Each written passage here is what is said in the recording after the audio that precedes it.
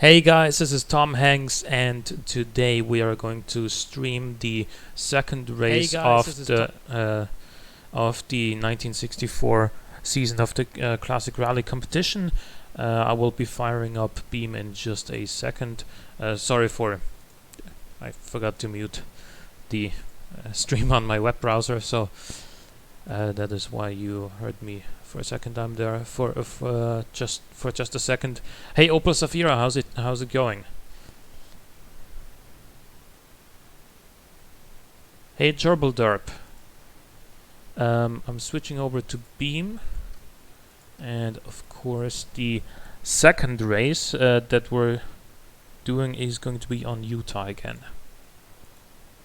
So mixed stage 1. And I'm gonna warm up in my own car here.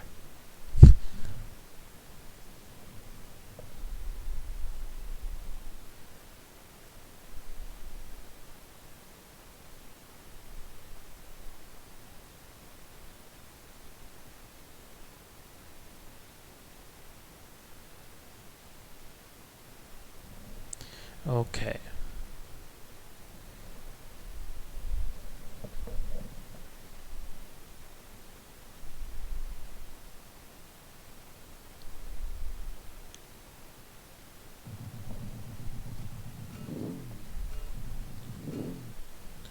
Hang on. Don't need this anymore.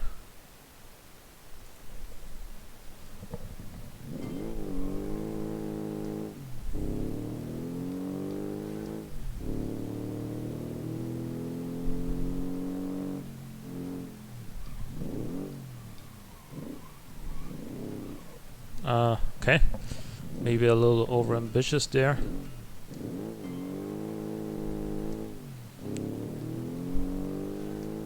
But good thing it's only a warm-up run, so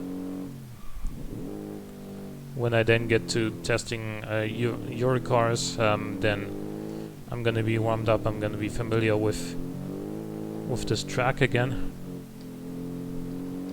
This car is a little bit more wobbly than I remember it being. Yeah, man, like for some reason, especially the front end seems to kind of I think one of the wheels usually comes off the ground. I don't remember this car doing that, but it may just be me, because I've been building a few more cars in the past couple of days, and of course the video for the next season is already done and scheduled. It'll go up tomorrow at 8 PM, so that should be after the stream.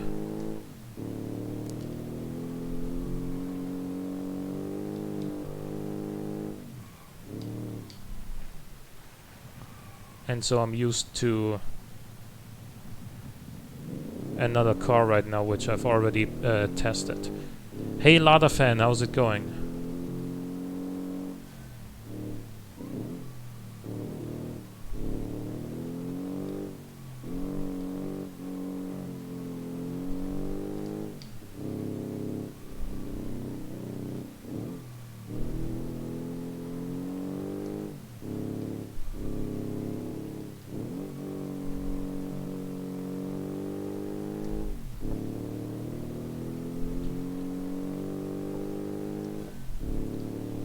Which year is the next season gonna be?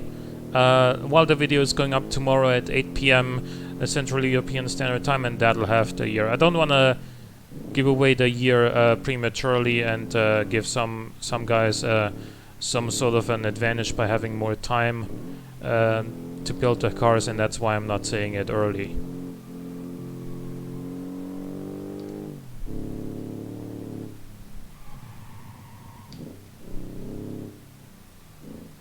Oh yeah, recently I've had a bit of a weird issue in Beam, where if I was braking hard and off throttle, sometimes the engine would shut off, and I would have to turn it back on.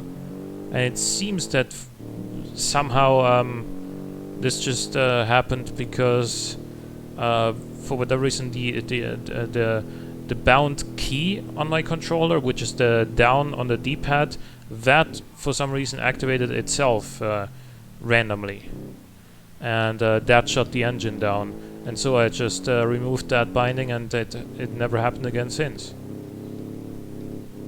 So that was fun while test driving a car. You know, coming up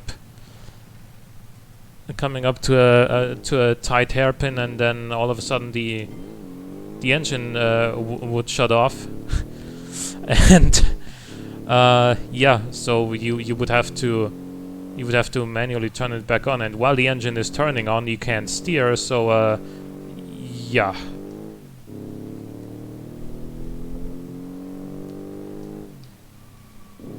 Which car is this? This is my own reference car, so this is going to be outside the competition.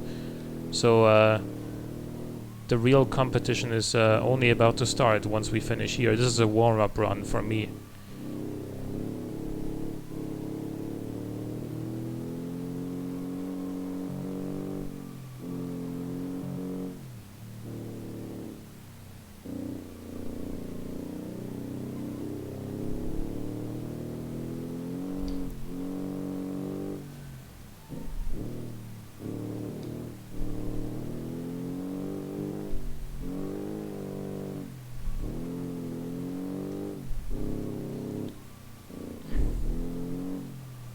What I can tell you guys already though, and I think I've said this before, but just as a little reminder, obviously the next season is going to be early 70s, but then we're going to have multiple Group B seasons, so that'll be fun.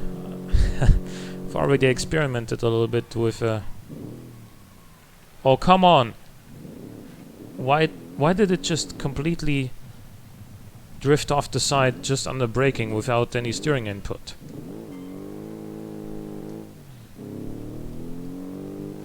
Maybe this car isn't as good as I remember it being.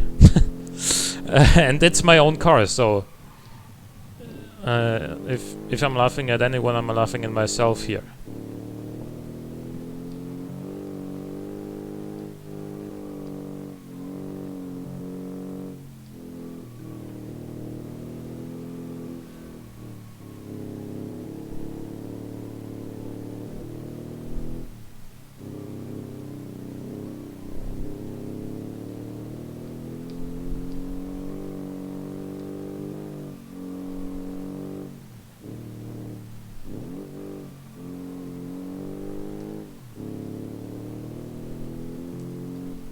But yeah, anyone else excited for Group B?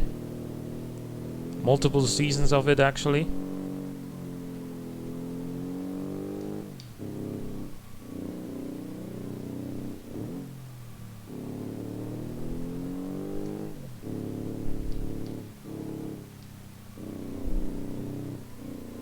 Pumped for Group B.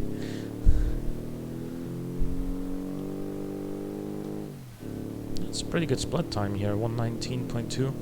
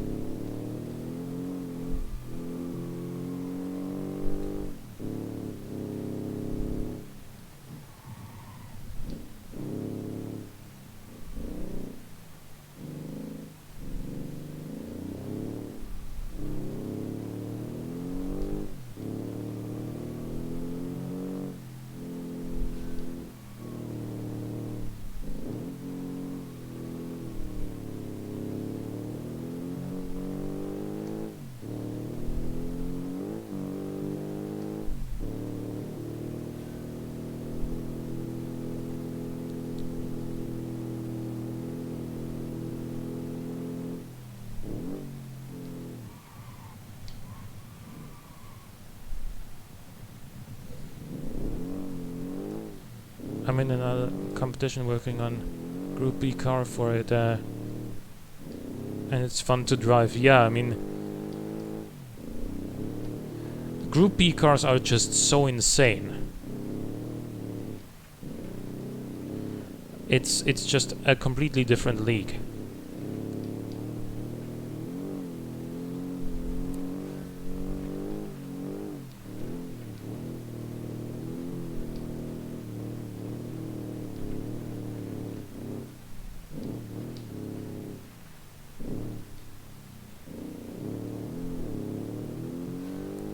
I mean, compared to...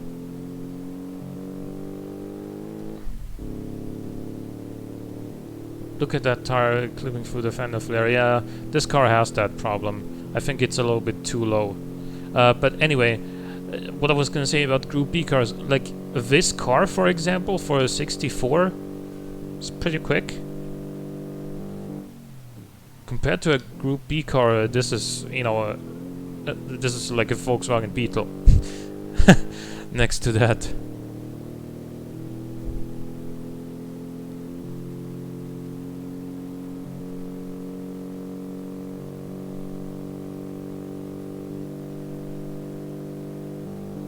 Okay, let's see.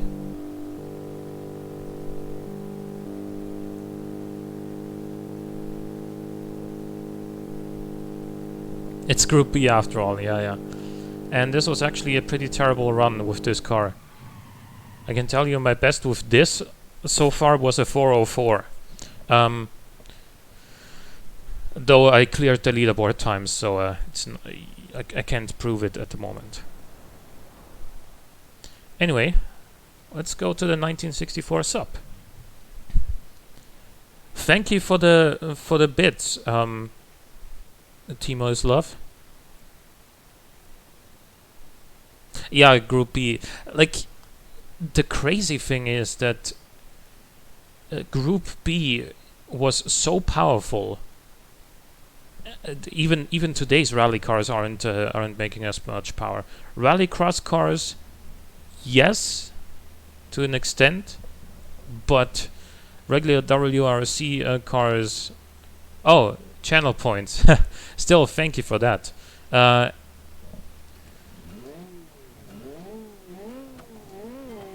But regular WRC cars for a long time have only made, you know, 300 horsepower, then 320. I think right now it's 350 or so.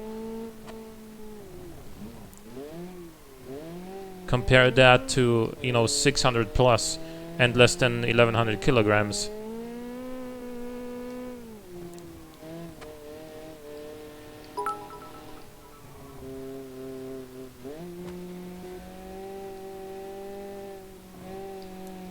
Yeah, I remember now this car was pretty loose and likes to drift, so...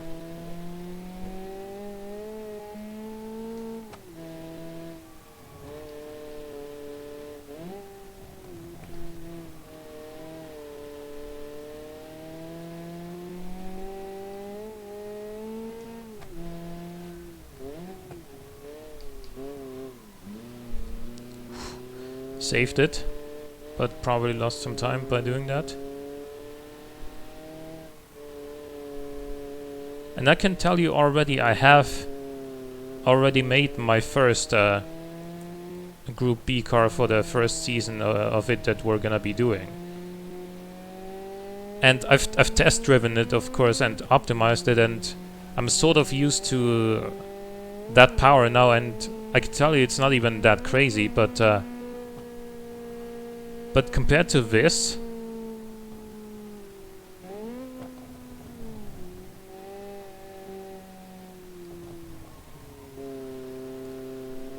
and to my own car as well, of course.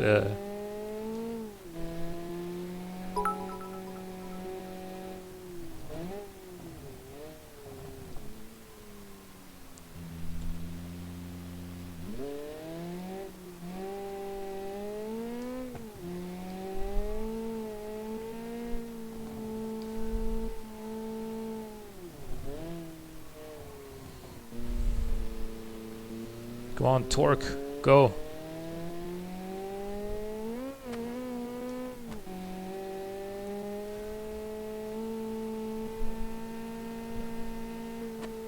Oh, Sorry, I was looking over at chat for a second. Shouldn't have done that. Oh man. Can I just use this to chat?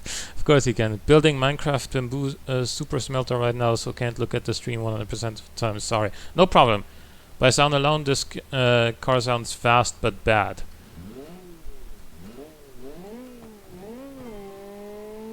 What do you mean you don't like the sound of it? F for the car. Don't worry, we're gonna give it another go.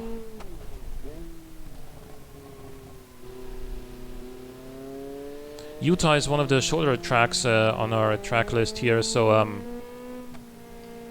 even though we do have more cars than last time, than with the last season, I should say, the stream overall, and thereby the time for which I need to concentrate, should be reasonably short this time.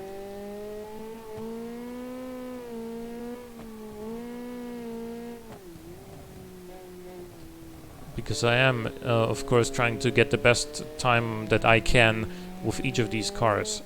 I don't want to give any particular car an advantage by focusing hard and then not focusing on the next one. You know, it would.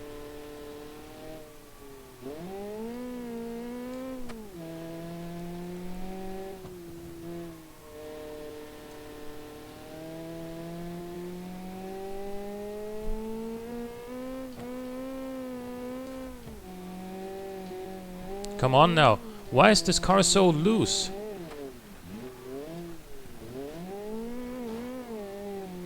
Why is this car so freaking loose? One time it goes around the corner fine. One time it's just like, oh, I'm gonna turn in oversteer now.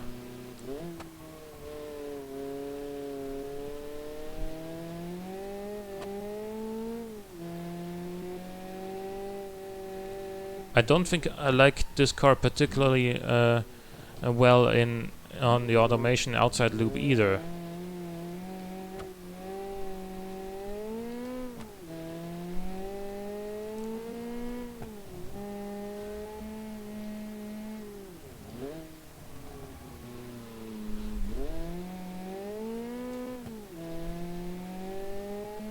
Good save, thanks.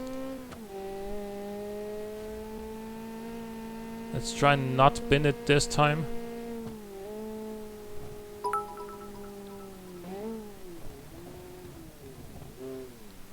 Very careful on the brakes this time here.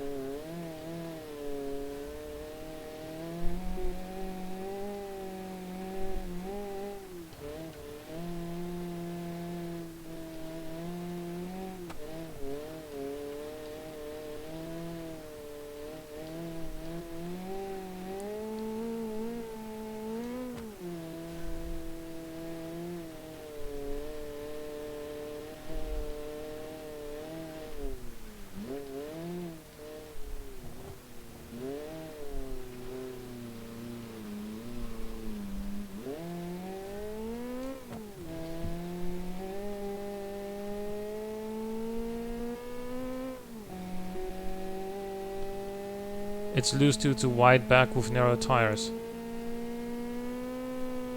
Suspension tuned by Random 41.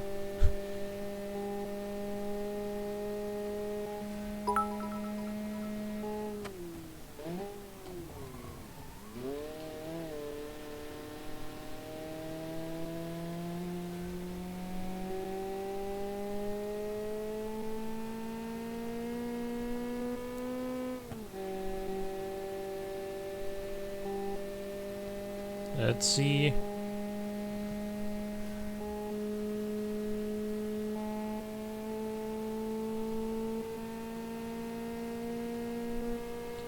.408, 409, 410. Seriously curious how my car will perform on this track. It didn't do well last time. It's loose due to wide back with narrow tires. Had such issue on my S80 limo. It felt like a boat So just put wider and bigger tires, okay. Can't really tell if you are, because of all the Mayumi in the chat. Okay. Oh, the Ladybug. Okay, now at least one car that's gonna be pretty easy to drive. So I can maybe relax a little bit, but there's very little time to relax on this track. So, or in rallying in general, to be fair.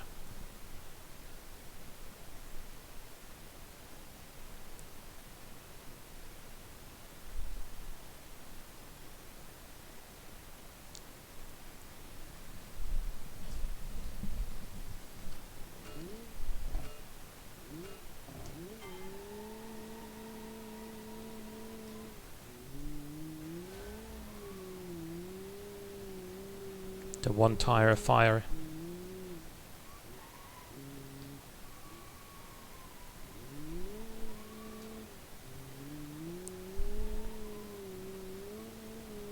The Ladybug does understeer off throttle though.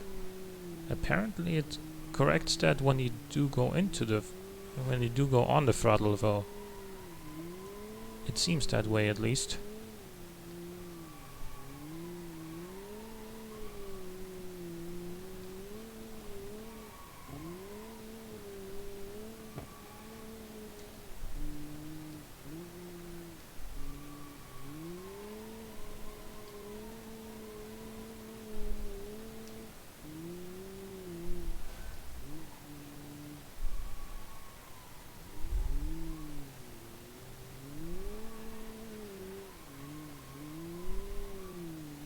It's just sort of against my intuition to go and give it more gas when the car is understeering, but it seems that's what I need to do with this. It's just like I don't want to, you know, I don't feel comfortable hitting the gas when the car is already understeering, because in almost all other cars that would mean, you know, certain death.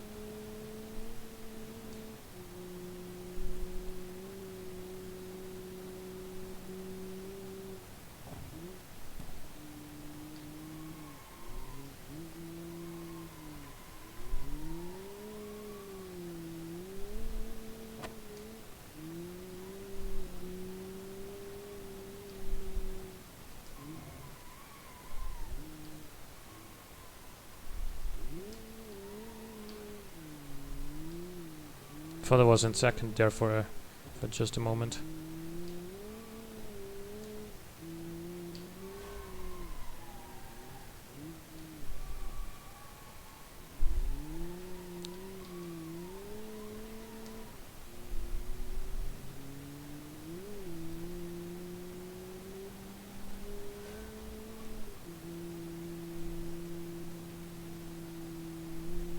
Running out of juice here a little bit, but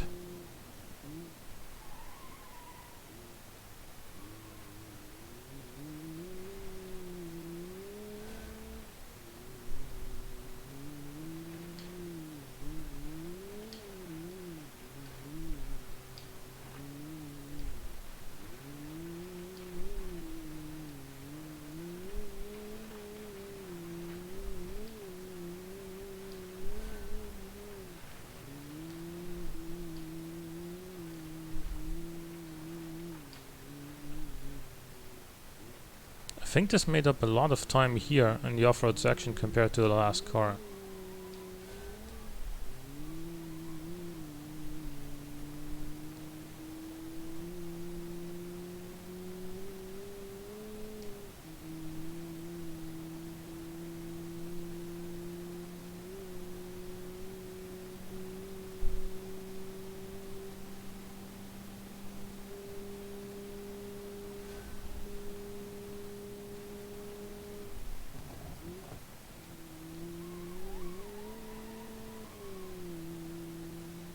Let's see how well this can do.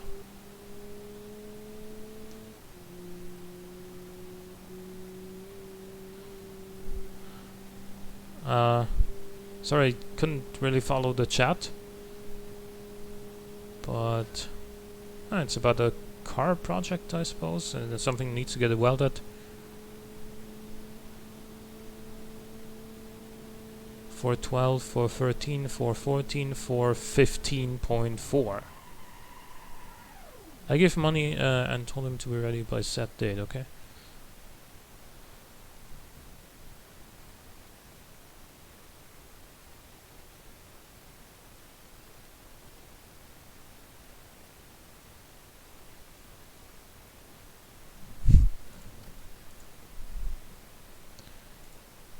Next up, the Armor Highland, and I have pretty high expectations for this one.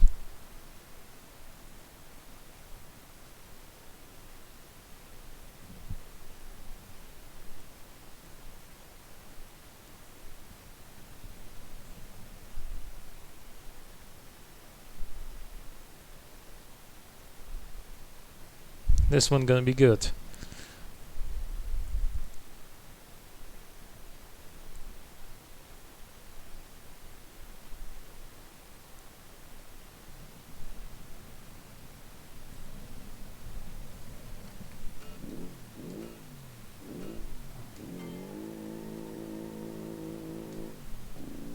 So much front wheel spin it shakes the camera.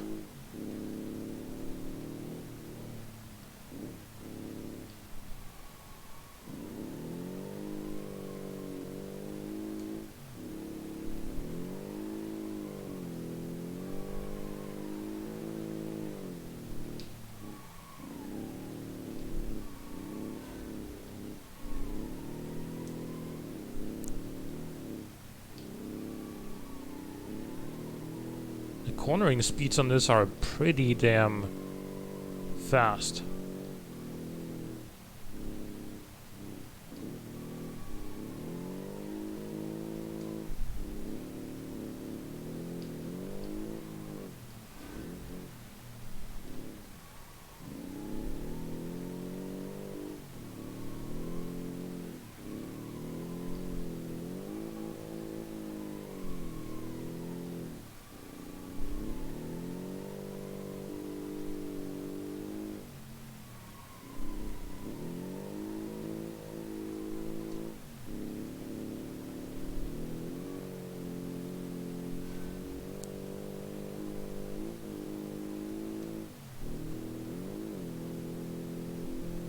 Now let's see. The brake balance is good.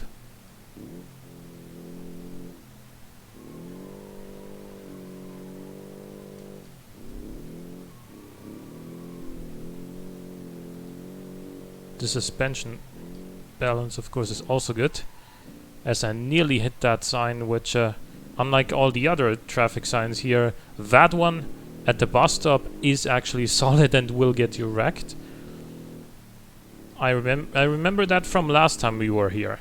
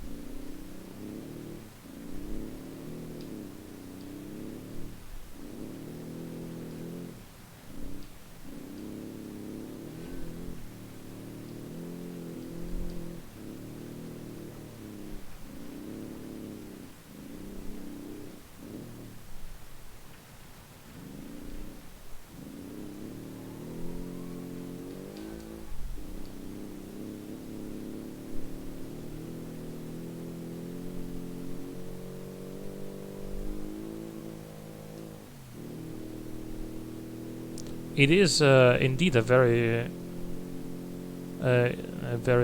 good car, this one.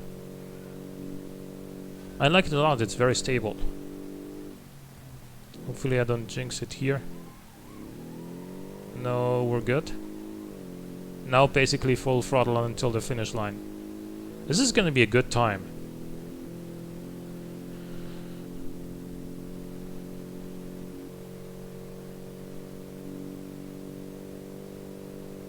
By the way, I think the winning time from the 57 season was 4:08, and this car looks like it's gonna beat that comfortably. In fact, we're gonna be under 4 minutes. 3:58. Nice job, Armor Motors. This does go into the lead here.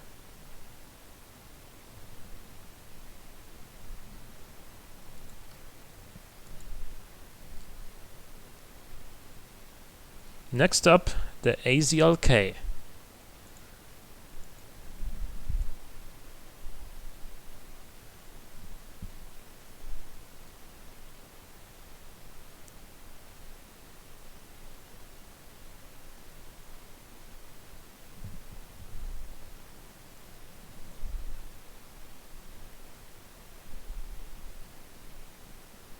So this is mid-engined, right?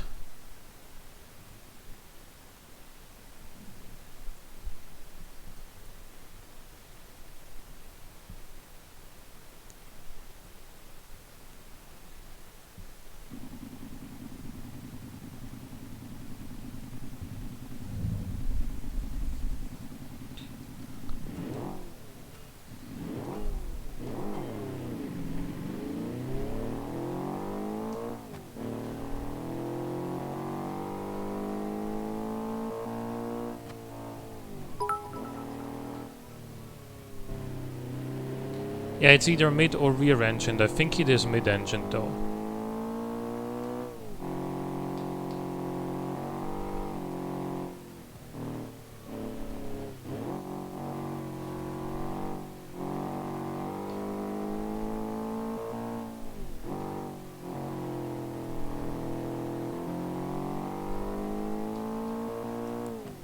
I'll read your second in I'll read your message in a second.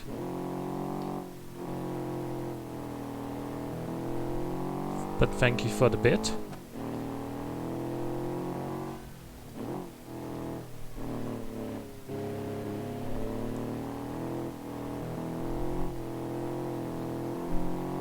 This does corner very well too. If there's anything I would want to improve on this car, it would be the gearing, but I suppose it would probably have too much wheel spin if it had shorter gearing, right? Very good first split time. Now let's see how stable it is braking under high speed. Very stable.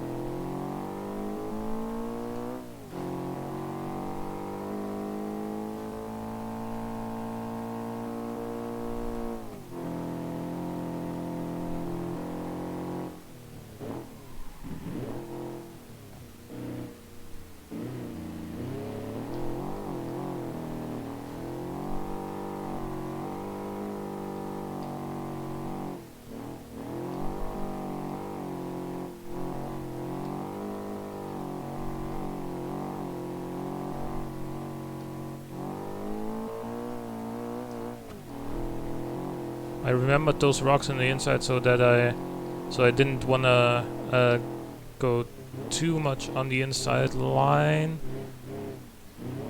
Kept it together.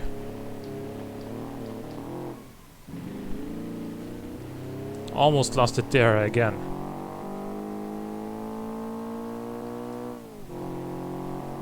Mid-longitudinal layout, okay. Next time you go to choose a car, might want to scroll down. I want to see if my... Oh man, why did that corner have to come up as I was reading that? I said I want to see if my car is last again. So they are in the they are in alphabetical order. So if your car was driven last in the first race, it's gonna be the last car up this time as well. Sorry for that.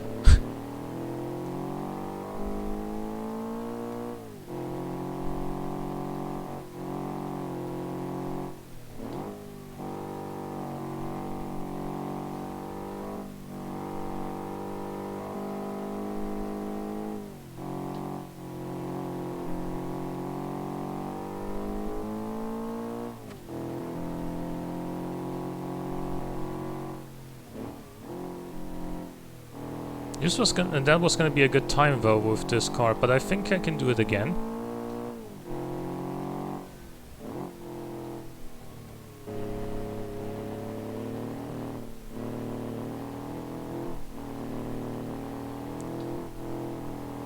Suspension tuned by Random41, of course, as he's in fact the creator of the car.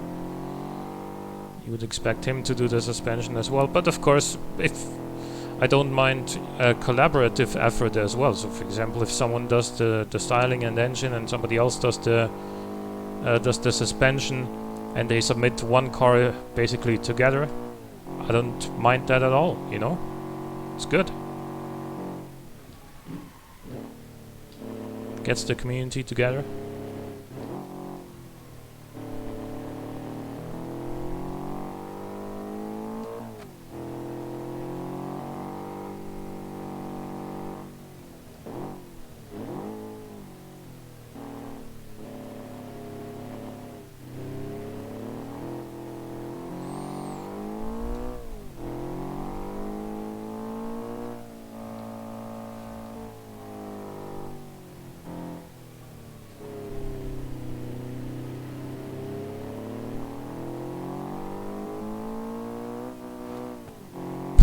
That was a big F, yeah.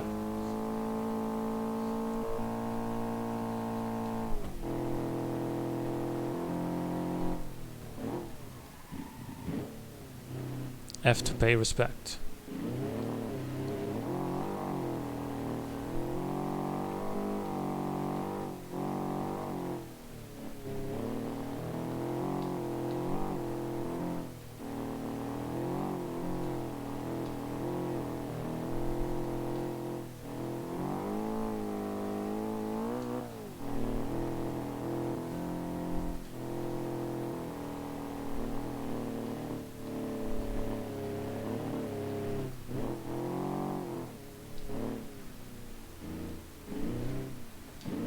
Come on.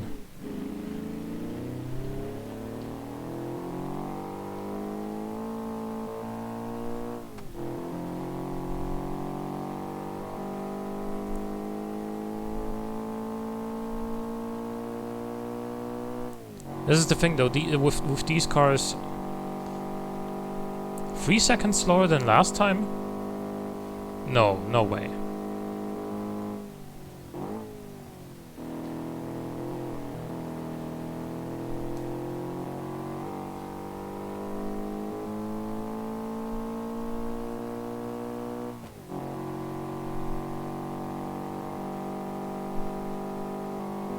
Probably just crossed the checkpoint at a different place, because I took a slightly different line, but I don't think I'm 3 seconds slower than last time. 402.44 or 402.499, I'm sorry. So this puts this car in second place.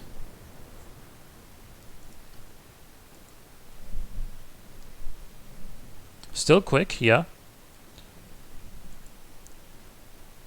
Next up, the BAC Brigand Rally.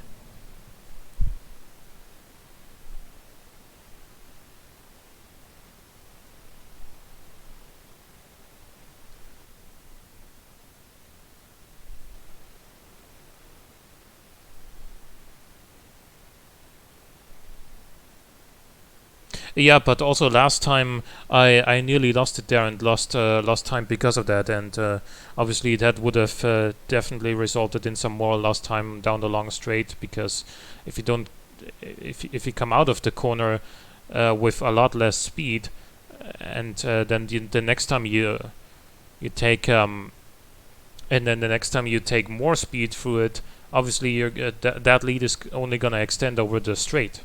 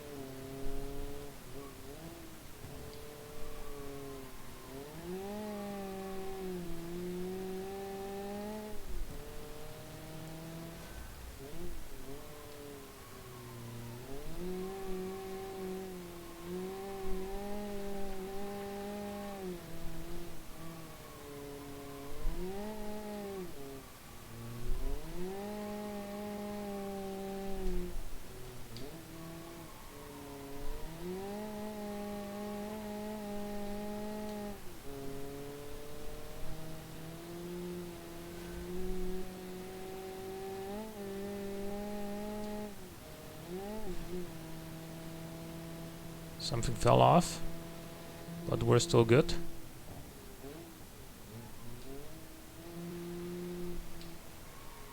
Weight reduction.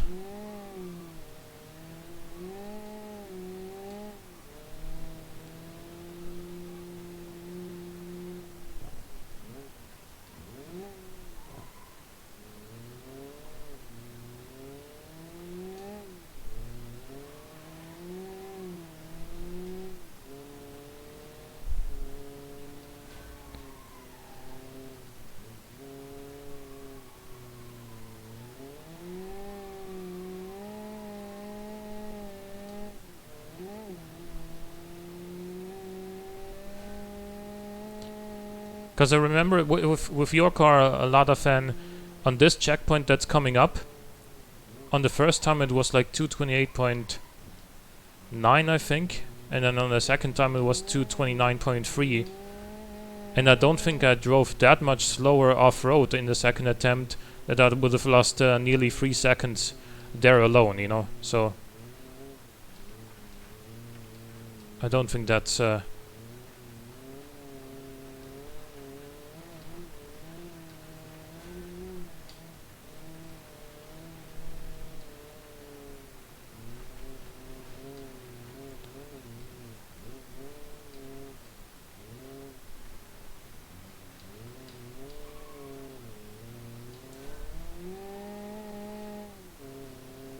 Brigand is actually keeping up reasonably well.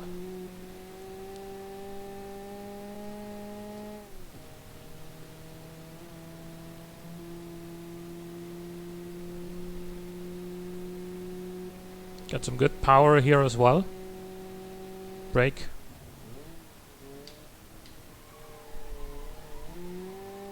Come on.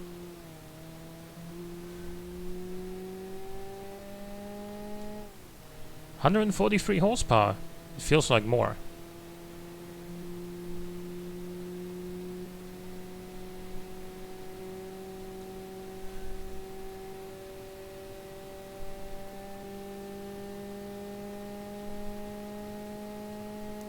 Oh, come on. 401. 401.9. Ahead of the AZLK. Nice. Nice result. But the big guns have yet to fire, of course. Yeah, I should probably just disable these mods here.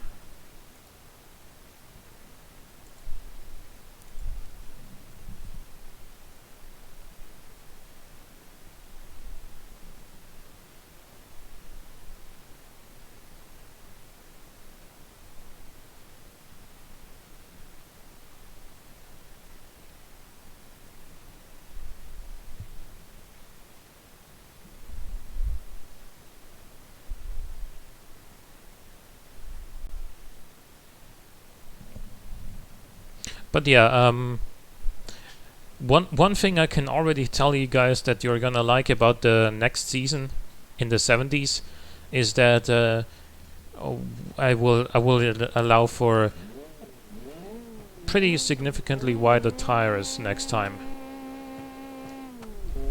compared to what they are here. So here we're only at 205s, and I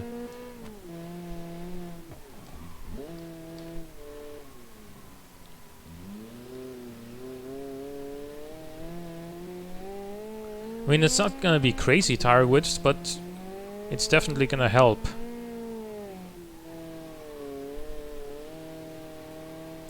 For some reason, like, is it just me, or are all front-wheel drive cars understeering less when you're actually on the gas?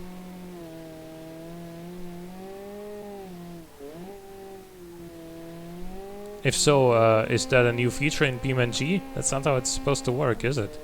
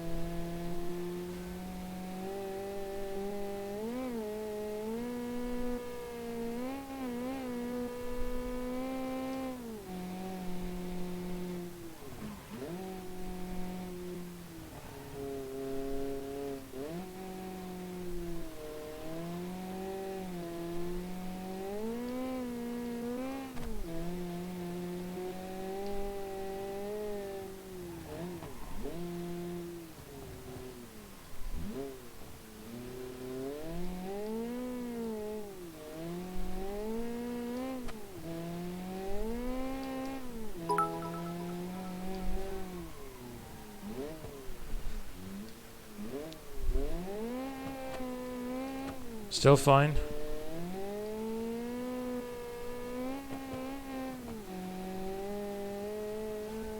The truck is back.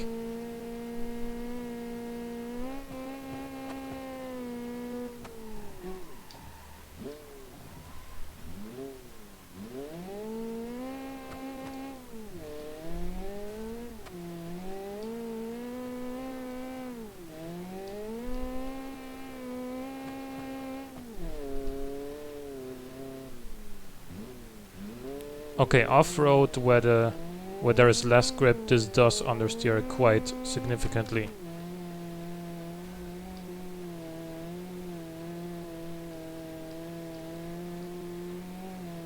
Sometimes. Like, I don't know. Anyway, back on tarmac. Again, pretty competitive time here.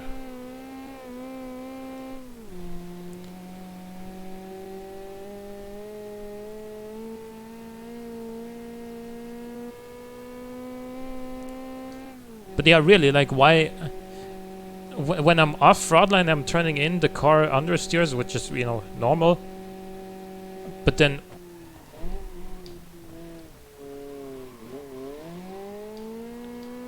Okay, brake balance issues with this one. But anyway, yeah, when I'm off throttle and turning in, the car understeers, and then I go on throttle, and then it suddenly it kind of digs in and grips. That's not how a front-wheel drive works.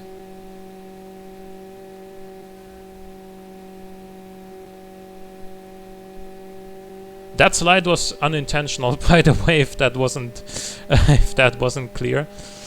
404 for this one, 404.7. So placing it a little bit behind the last couple of cars, but still a pretty solid performance. Without that slide, if the brake balance had been better, we would have been looking at a slightly faster time. I don't know if it would have beaten the ACLK. I don't know if it lost 2 or 3 seconds due to this, but anyway.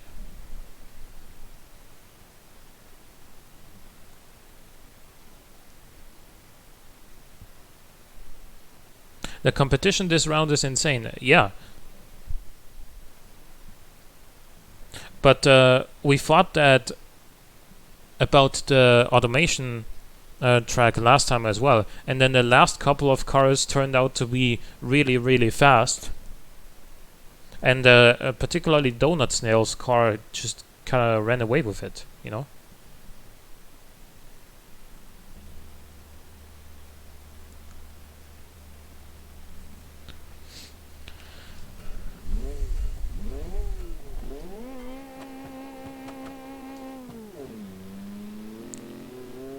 Lots of wheel spin at first. Then turned out I shifted too early. Yeah, look at that. Again front wheel drive.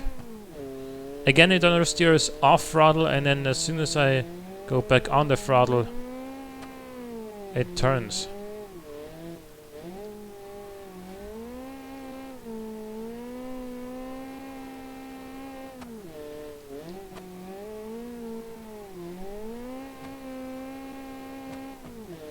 As if it had like a limited slip diff, but of course it's the 60s, so it doesn't.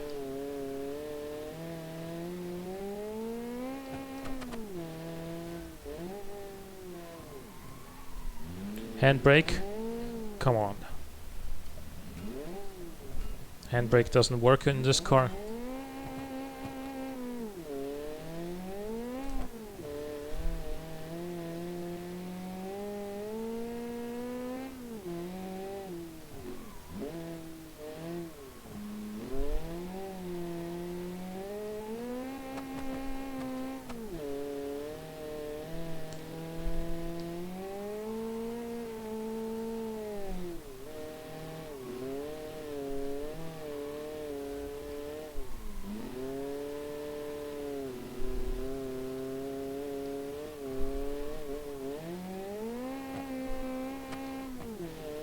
It's so weird having to tell myself in these front wheel drive cars, I gotta give it more throttle around the corners when it understeers. It's just, it goes against everything I knew up until this point.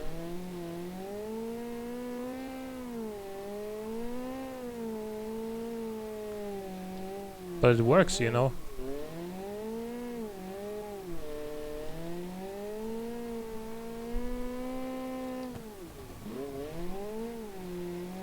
Come on now.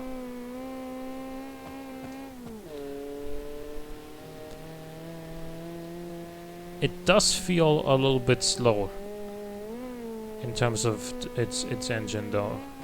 So I feel like we're lacking a few horsepower here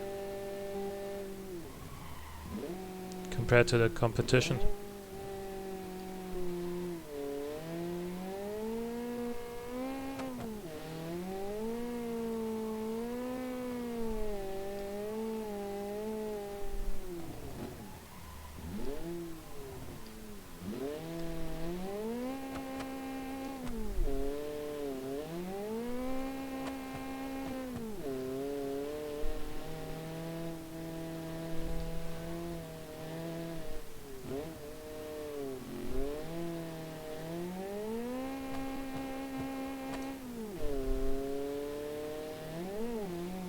It has so much wheel spin that I think I'm at the rev limiter.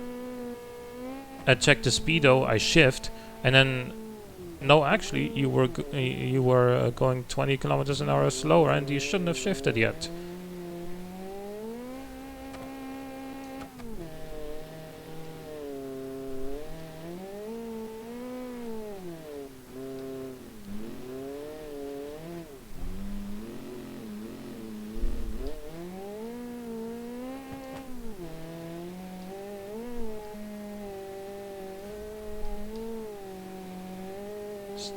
Stay on the throttle to avoid understeer and falling off that cliff.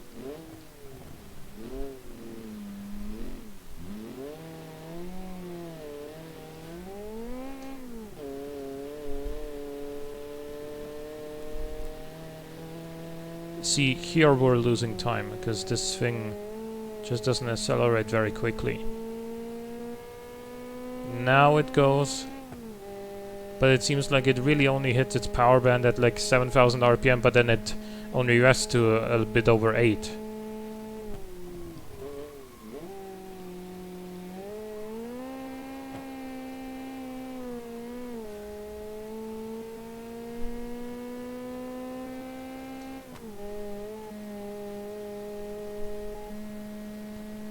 I don't think this is going to be a real threat for the top positions, but let's see where it lands.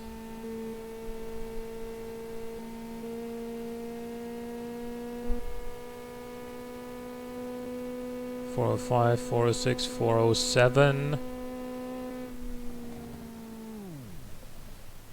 Okay. Still a decent time. Still faster than the winner of the 57 season. The Halpin Scorpion B4 Rally.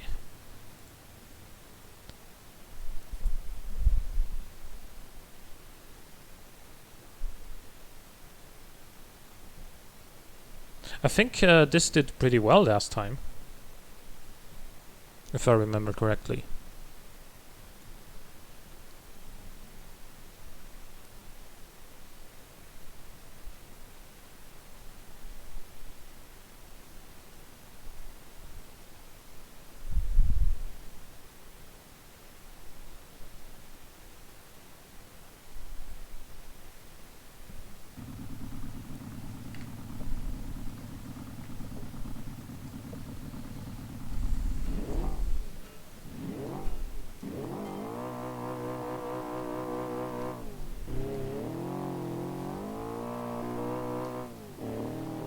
Yeah, it already feels quick.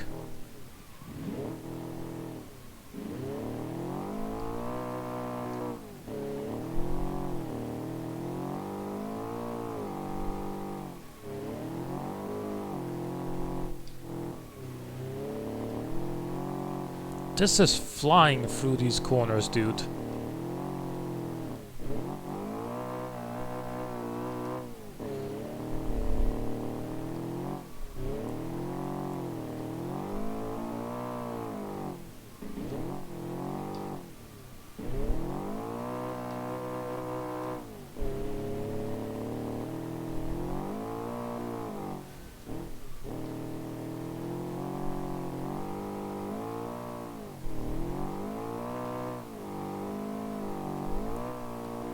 Like, I don't know how well this comes across, but this feels miles faster around these corners than the last couple of cars, or maybe just than the last car. But either way, it's a pretty stark difference.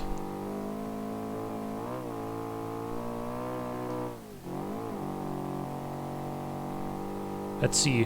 Hopefully, it's stable here under braking. Oh. I thought I could brake just a few centimeters off-road there, but there was a rock there, so my mistake. But still, we can go again, avoid that mistake.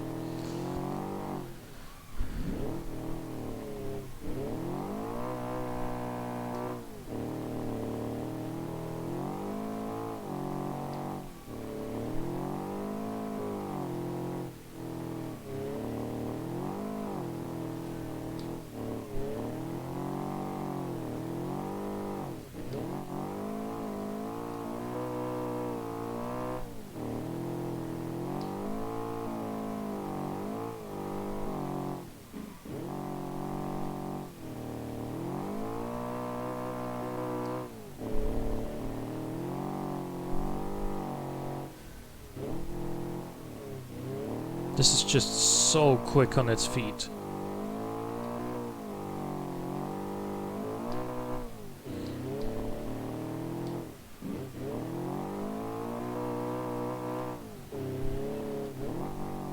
And I think one of the secrets of it, besides great suspension tuning, is that the front tires are like they're wider than the rear ones, so with a front-wheel drive car that does make sense, of course.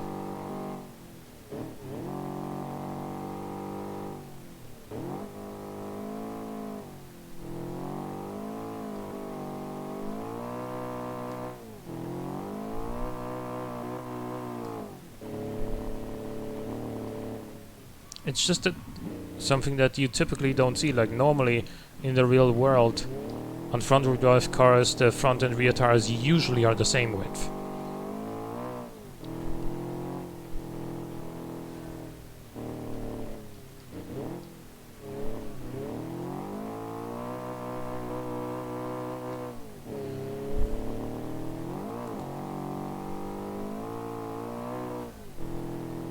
Whoa, whoa!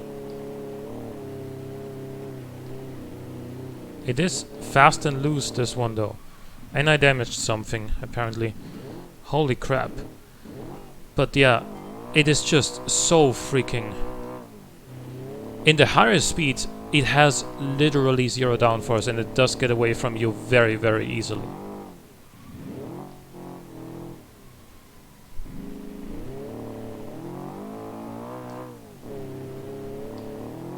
Not enough grip, yeah, not enough downforce.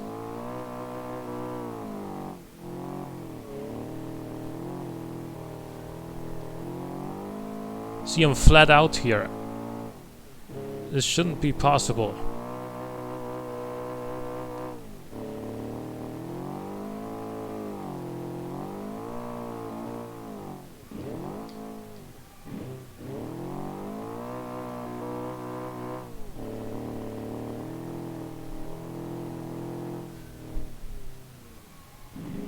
But while its extreme agility is definitely a major advantage here, it might be a little bit too nervous for the high-speed stuff.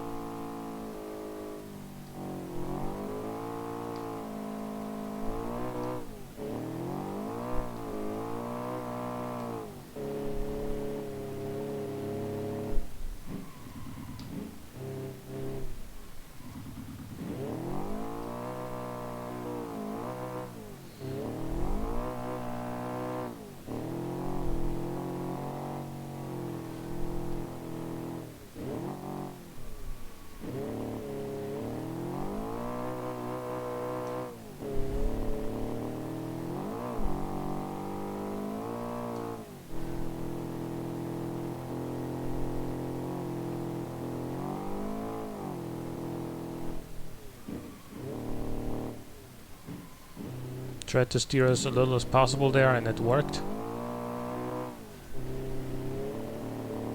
Let's see how this gets on off-road.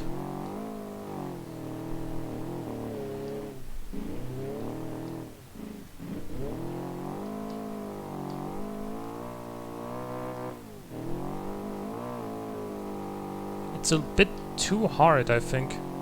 Too stiff as far as the suspension setup goes to be truly good off-road, but it's fine.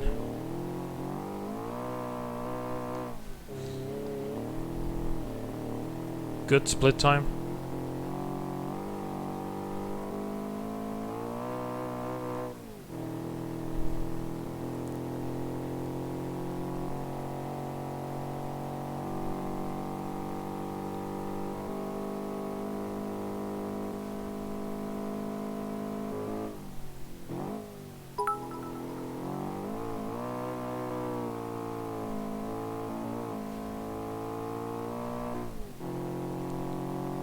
Thank you for the bit.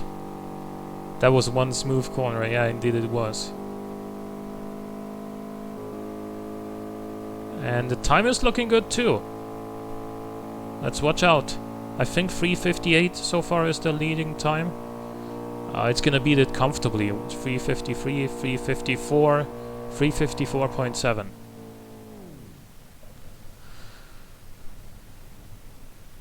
This is going to be great in Italy as well, yeah, definitely. 3:54.7. Very good time. Very, very good time.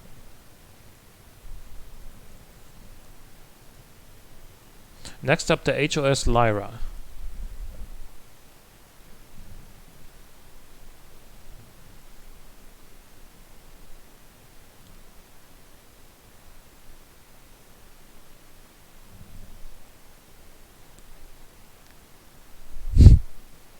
Oh god, get ready, people.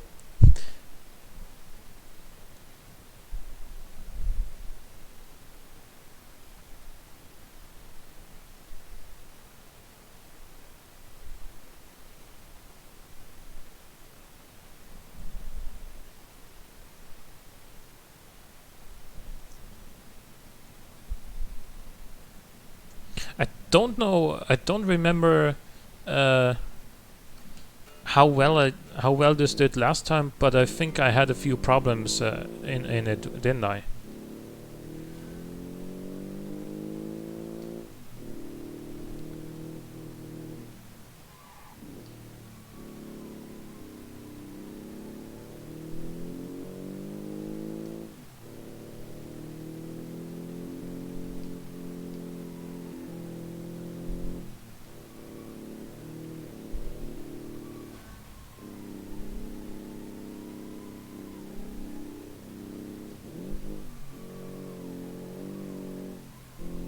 Bit of understeer there, but we're okay.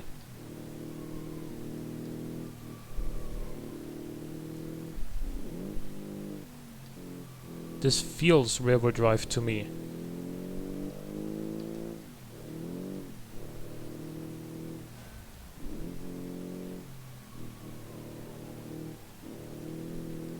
But I wouldn't know because it doesn't power oversteer.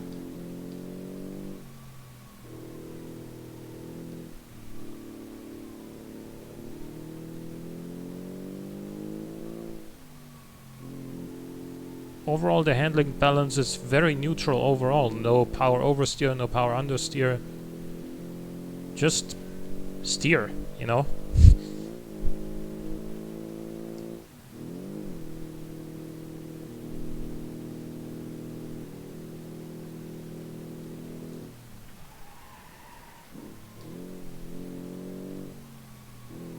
If I did have problems with this on the automation outside loop, I'm certainly not sensing any of that now.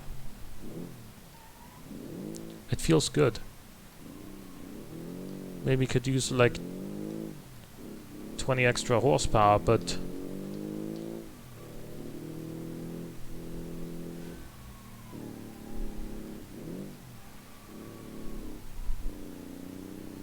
bit of understeer there again.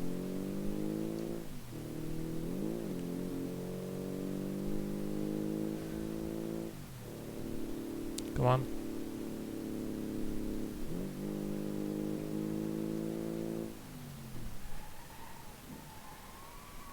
Okay, why did it do that?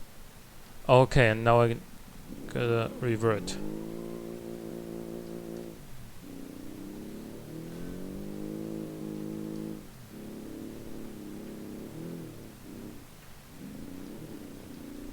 Literally, I did everything the same as I did the whole time.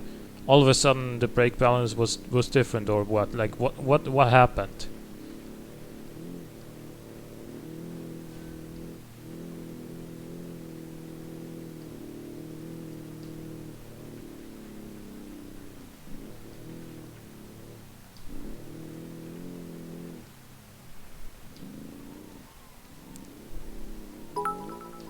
Okay, not sure what happened. What happened there, but camera, please.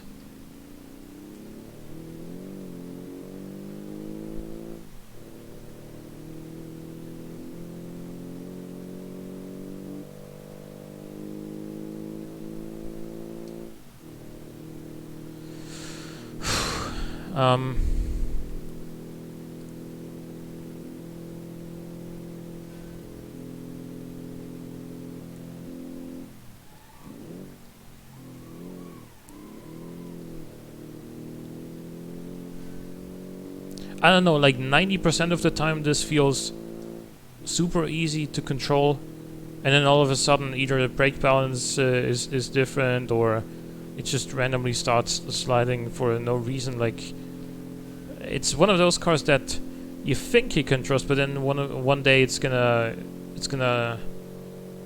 bite you. 4:20. Great time for the memes.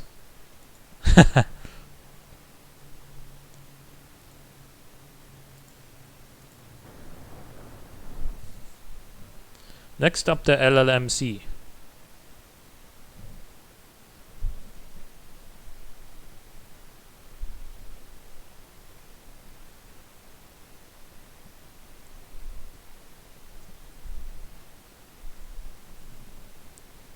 You're very surprised?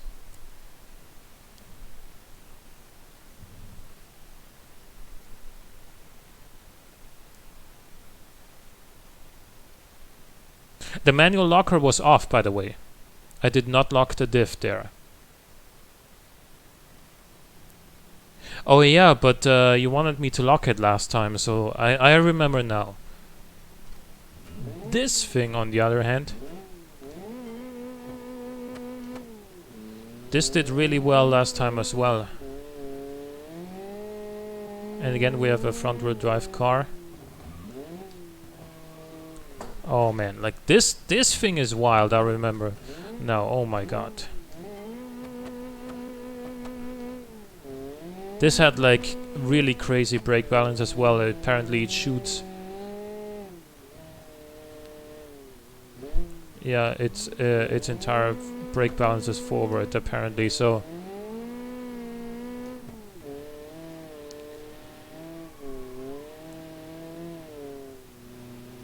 I dare not brake hard in this car. Let's just hope I don't need to.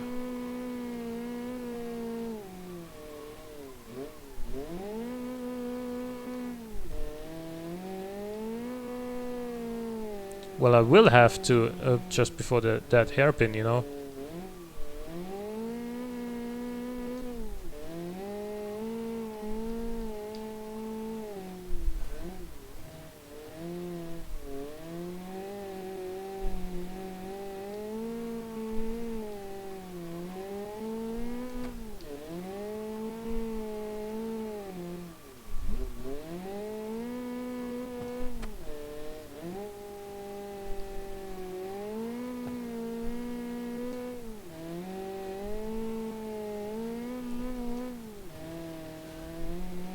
Decent split time.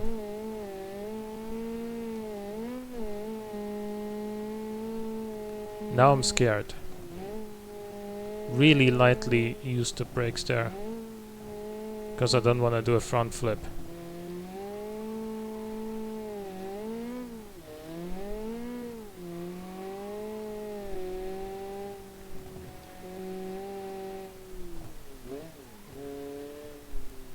I don't know why he thought it would be a good idea to completely put the brake balance towards the front, but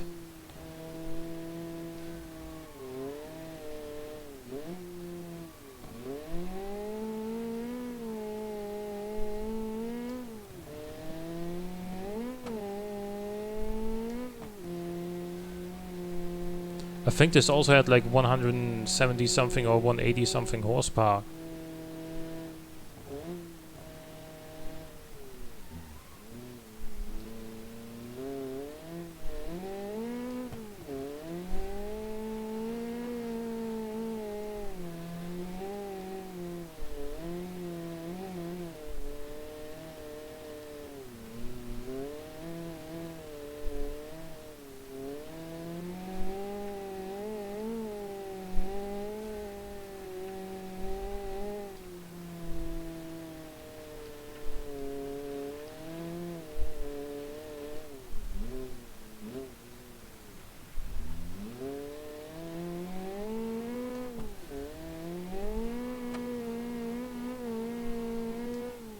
It's behind the Scorpion though, which I think it wasn't on automation. I think this came like second and just behind the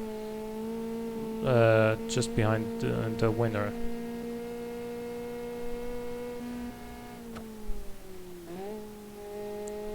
brake softly and early with this one. Because again, I don't want to front flip.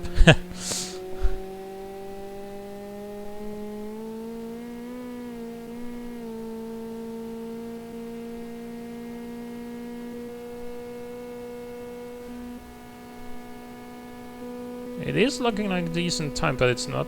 I don't think it's gonna win. 356, 357. Okay. Still second place though. Pretty good. It's not even that bad to drive. Like it's actually a really good car to drive, but the brake balance is just so freaking scary.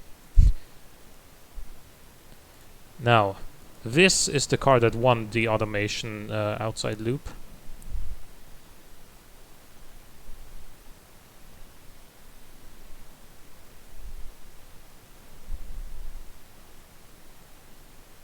I remember having some trouble with this one as well, getting used to it. But once I managed it, it beat everything.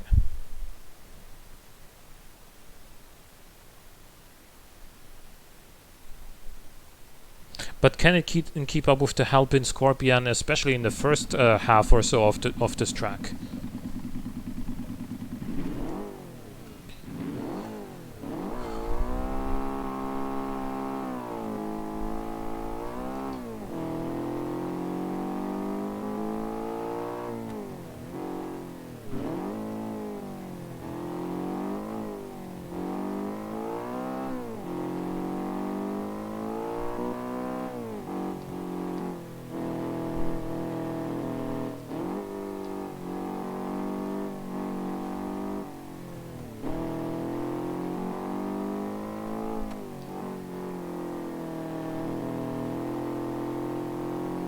Does have a little bit of power understeer,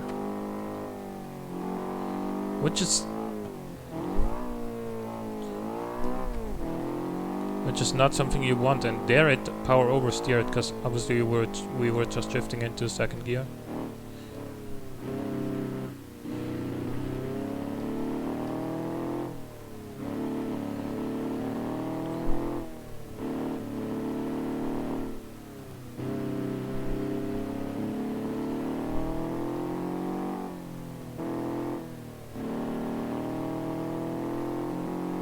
Still feels fast.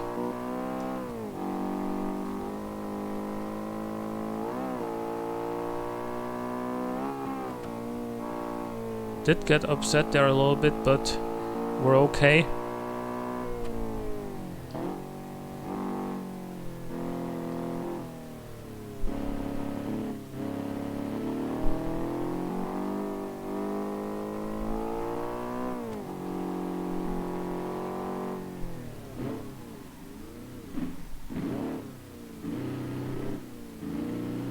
I think the part of the track where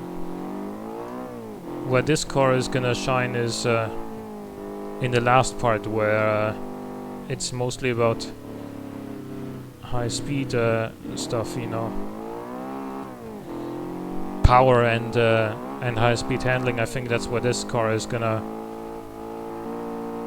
beat the Alpine, but can it beat it overall?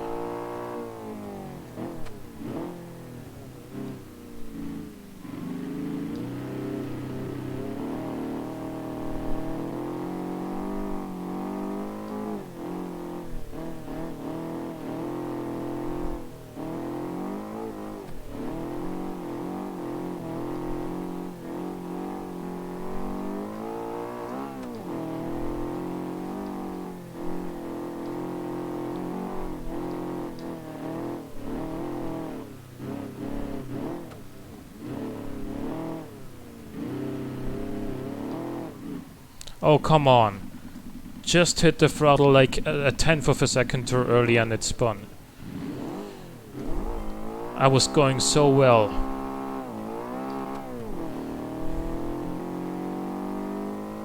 I was really in the zone with this car.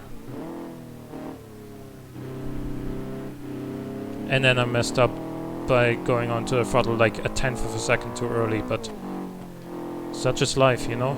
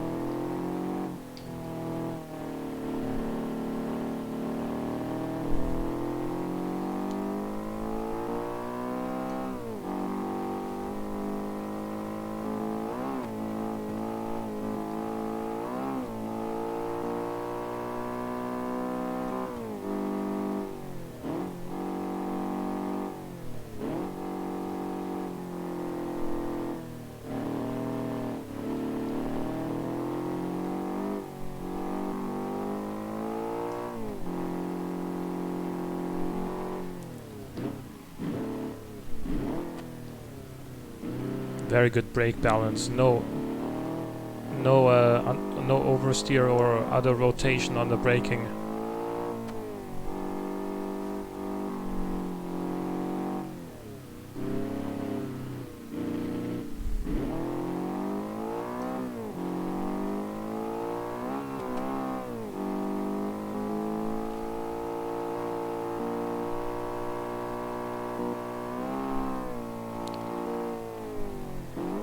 I think it wheelied there.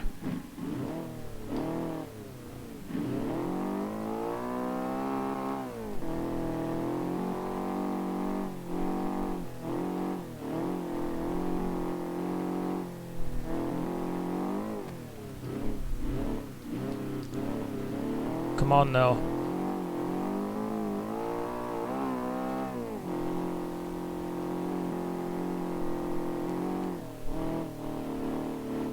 Keep it together now.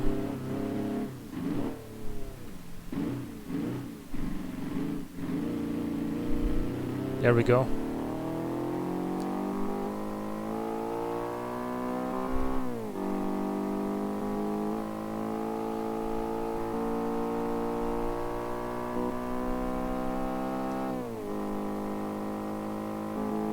This car is so fast.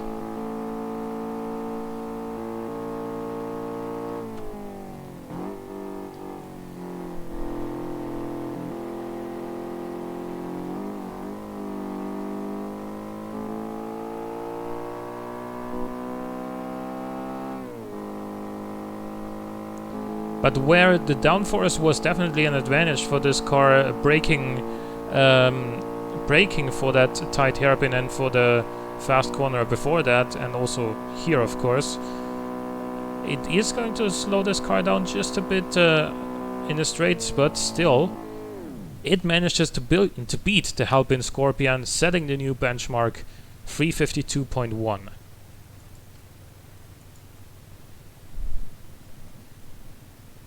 Next up, the Miranda Senator.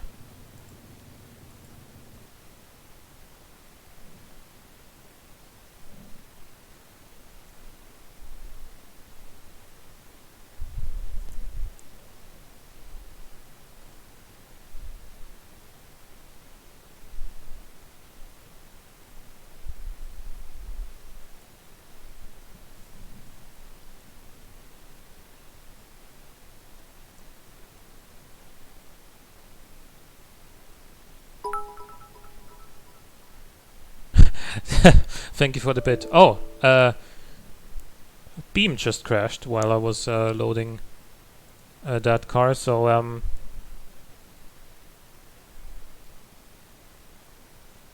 it just crashed out of nowhere. I don't know.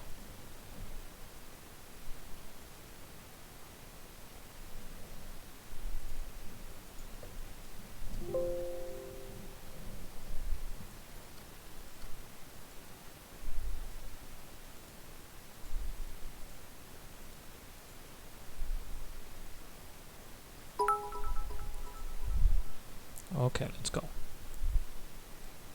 It's a sign of God.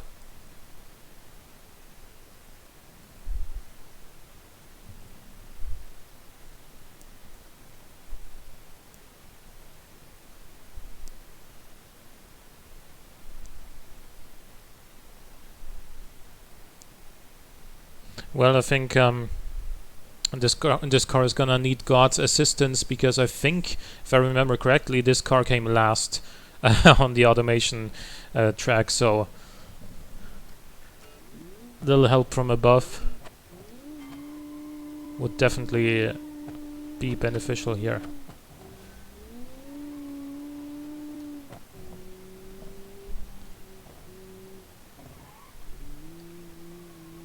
Oh yeah.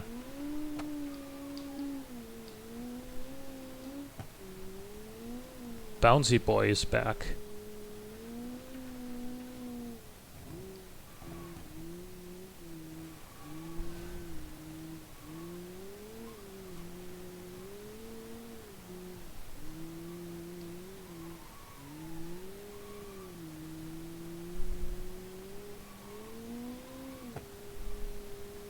This car wobbles so much.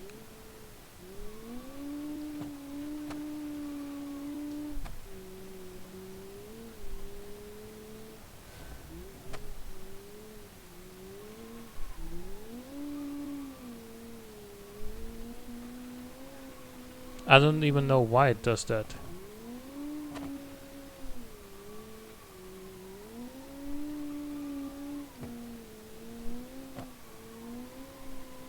See, normally it doesn't even grip that badly, but when it starts bouncing again all of a sudden in the corner, then it's gonna suddenly oversteer, making its own life very difficult.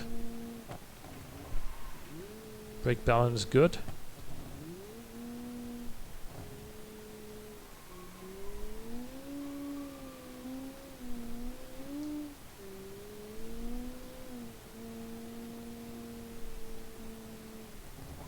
Oh, come on. See, there it was starting to bounce again. Is the car still functional? Yeah, actually.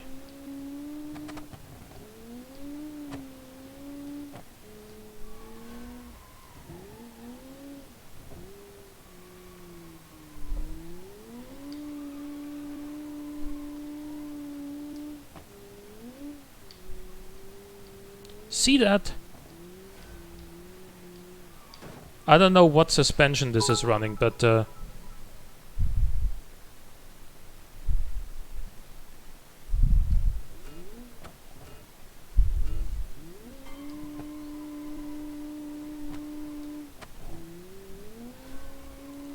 I don't know what type of suspension this is, dude. Like, it's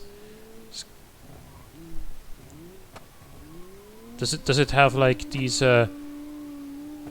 sort of, you know, rubber bouncy balls within its dampers or something like that? You know, the ones you used to throw against the wall as a kid, and it would bounce back harder than you threw it.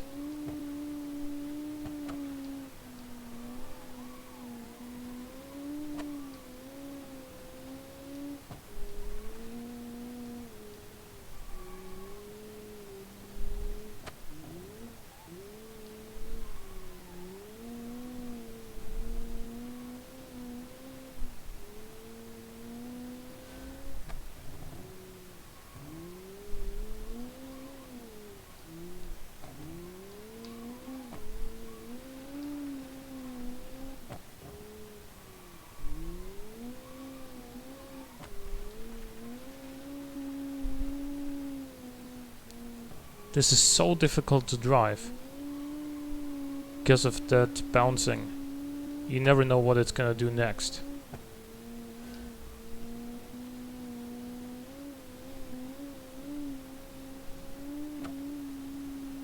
Maybe it's hydropneumatic suspension. Yeah, but that wouldn't make much sense to start with, because that is, you know, a full... That suspension, those springs are usually, you know, for big luxury limousines, not for a lightweight, you know, 60s rally car.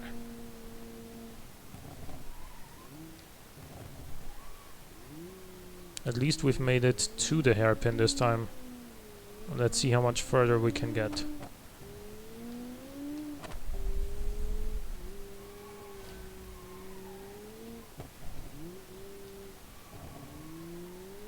Because it's a shame, because apart from that, the handling is actually not bad at all. But because you just never know what it's gonna do, and then it starts bouncing and it upsets the entire car's balance, that is what's killing this car.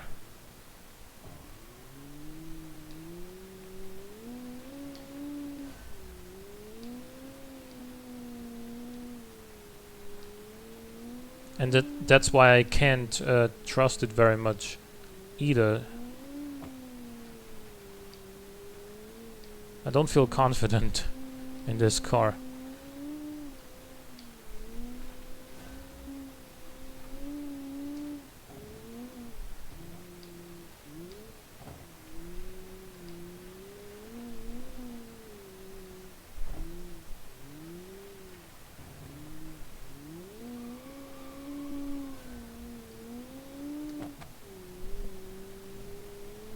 Yeah, it looks nice. He uses trampolines for suspension.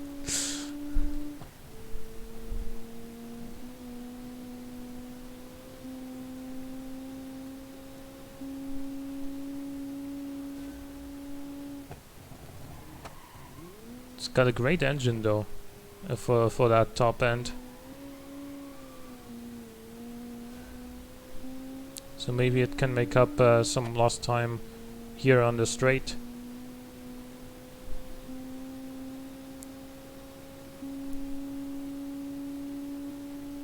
I think it can actually.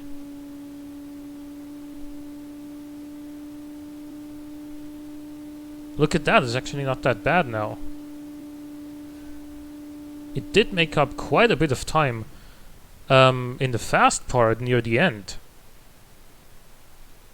Because at the checkpoint that's right after the off-road section starts, it was so far behind, dude. But now, it did make up quite a few places.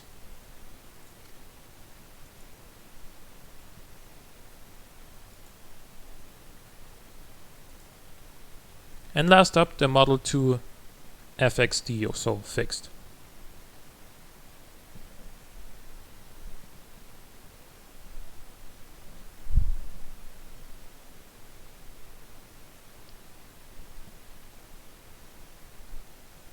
Built for the drag strip? Maybe.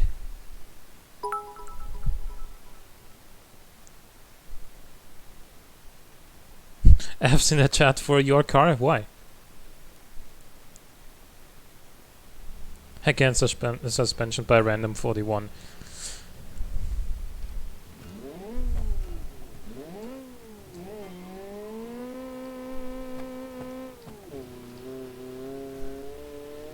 Is it coincidence that no, I'm not gonna finish my sentence here. I don't want to sound mean.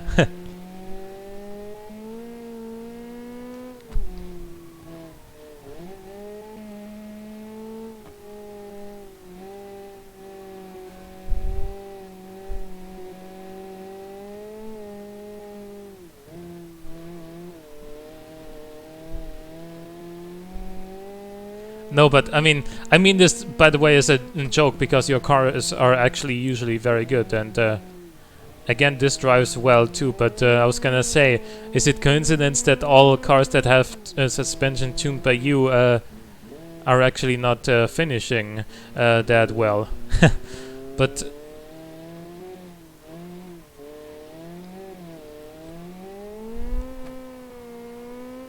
I think what this car needs is a bit more front-end bite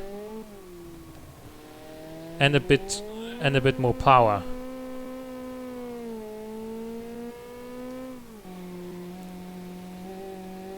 Did I miss that checkpoint?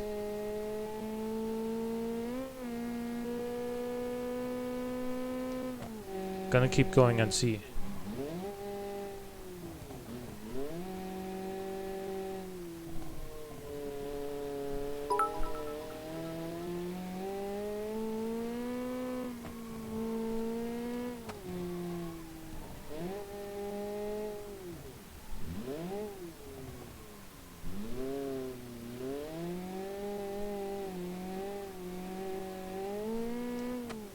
I think I did miss a checkpoint.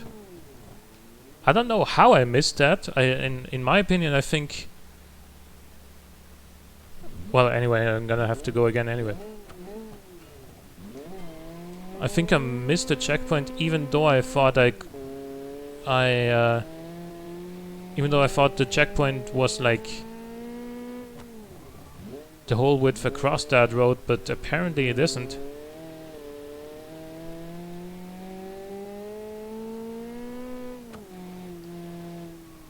You saw it though, I was on the road the whole time.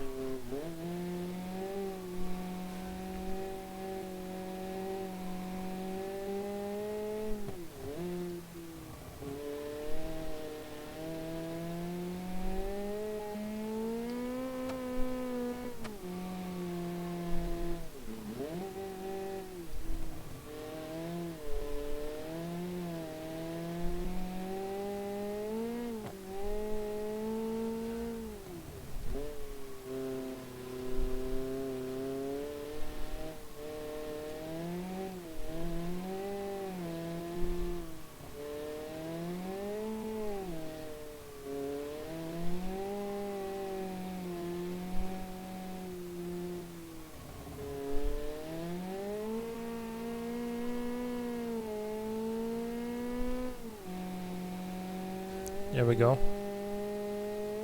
Got it this time.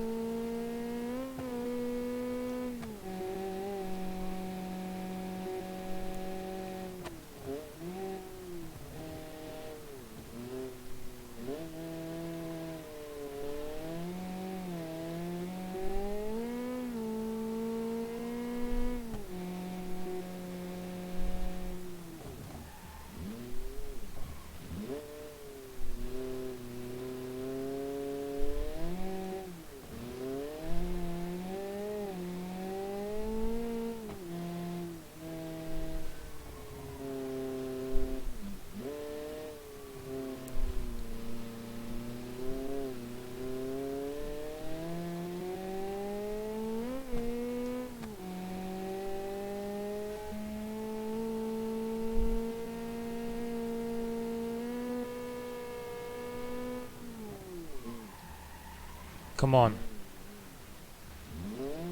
Still good.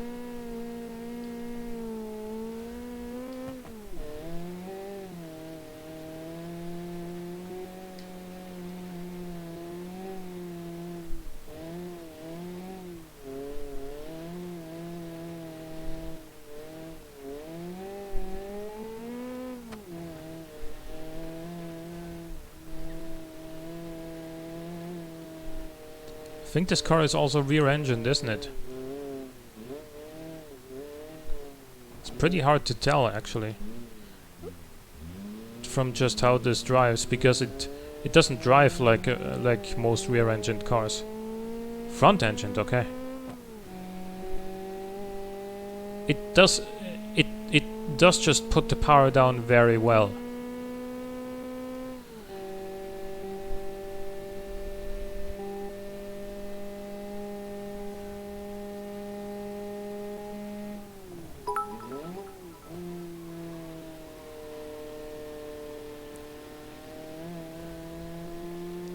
Front engine rear-wheel drive. And thank you for the bit.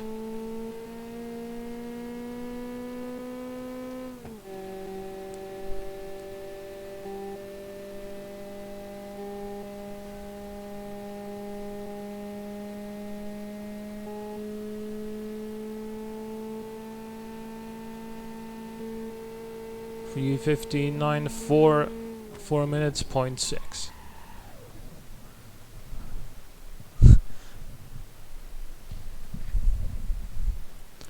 And this actually did beat the ACLK by nearly 2 seconds.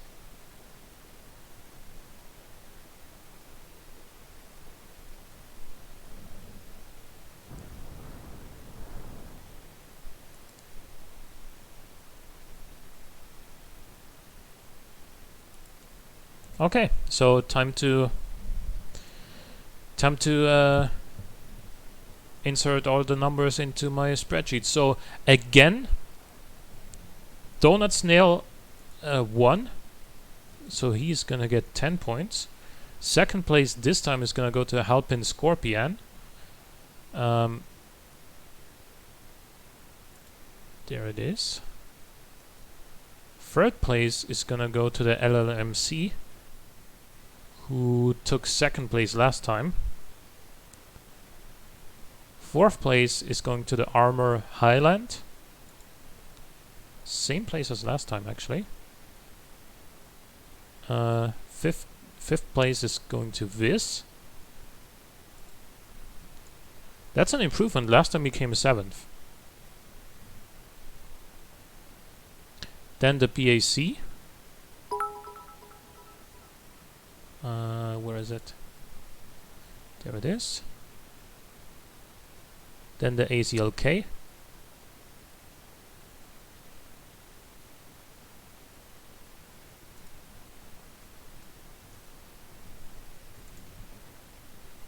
Can you change my car's name to Glorified Lada? Well, I won't do that, I'm sorry. We have the ACLK in 7th place. Then we have the Falcon in 8th. Then we have the Miranda Senator, which did catch up quite a bit near the end.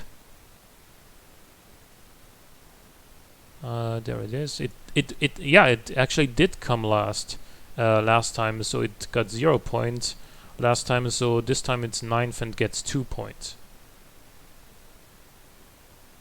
Then we have the FFB 1650 ST coming in 10th place, snagging the last available point.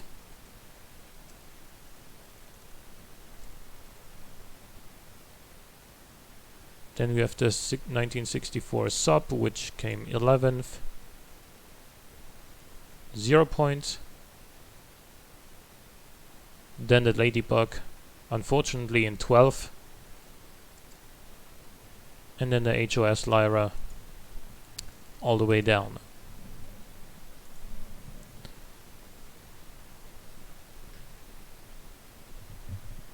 Okay.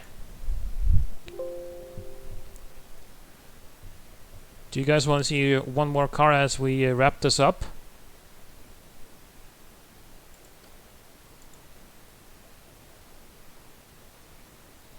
I'm gonna drive the Lotus. I'm gonna see how well this does here, because it's... Because the Lotus, I think it's gonna really struggle off-road. But it might be brilliant in the first part of the track.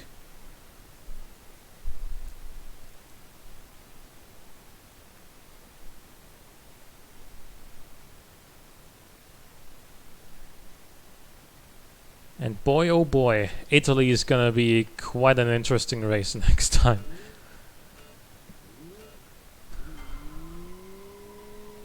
Because these cars are just so different and have so different strengths and weaknesses. And Italy is a very different track from Utah.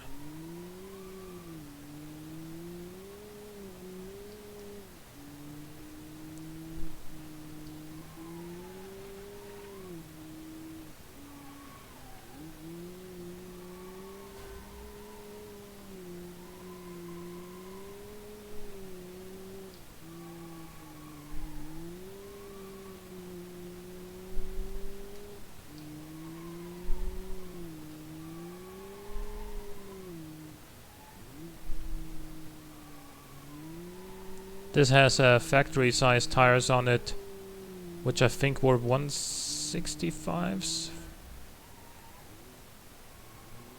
on the Lotus Elan, maybe even 155s.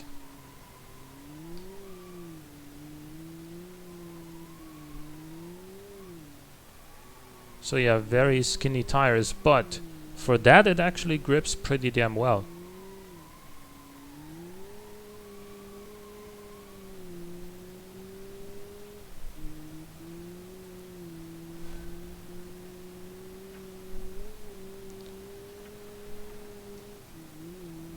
Yeah, here it's just lacking the power because it only makes 106 horsepower.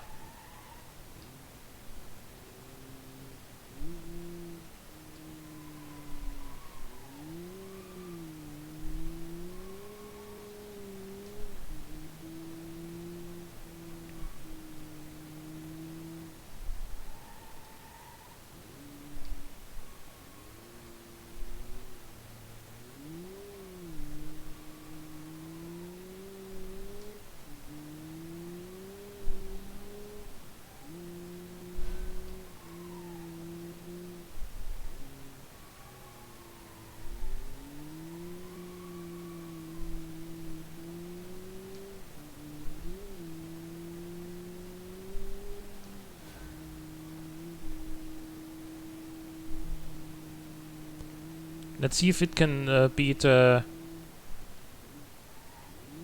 whatever last place was, the HOS.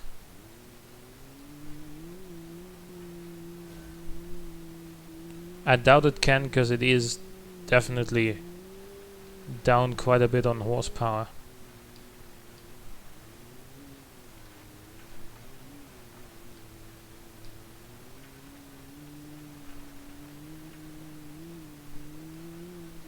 And you know what?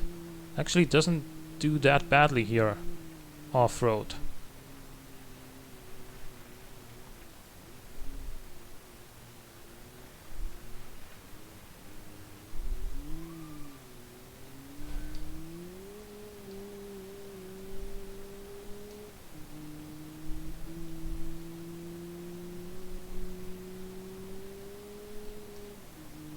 There will be no 2000 season, because I think that with the regulations that they made over the years, I feel like the cars are too similar these days, too similar to each other. There isn't enough variety due to how strict the rules are. There's like a maximum power output, there's a minimum weight, you can only use 4 valves per cylinders but no VVL, you know, even the turbo compressor size is restricted, blah blah blah. So all of the cars are pretty much the same these days, except I suppose the suspension setup could be different and the gearing, but apart from that they're all the same, and that's a bit sad. Anyway, the Lotus with just 105 horsepower did in fact beat the Ladybug and the HOS. Pretty good.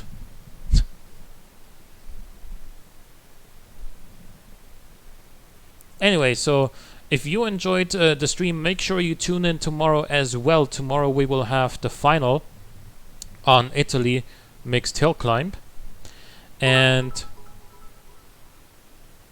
had dreams of racing with limos.